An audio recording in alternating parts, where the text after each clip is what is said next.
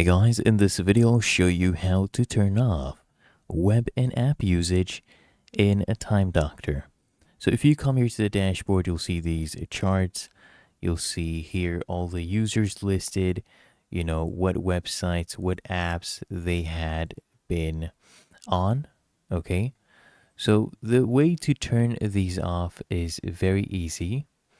All you need to do is actually just come up here. Okay, and I want you to click on settings, and from here click on company settings. From this drop down, click on company settings, and then on the left hand panel you should see web and app privacy. Okay, I want you to click on this, and you will see right here web and app reporting. This one is set to extended. It's reporting full URLs, page titles, app window titles, everything. So click on this drop down, and I want you to choose the first option, which is off. Okay, choose off, and then it should automatically update. Okay, so you can go back to your dashboard. Everything will be saved automatically. And that is how to turn off web and app usage in Time Doctor.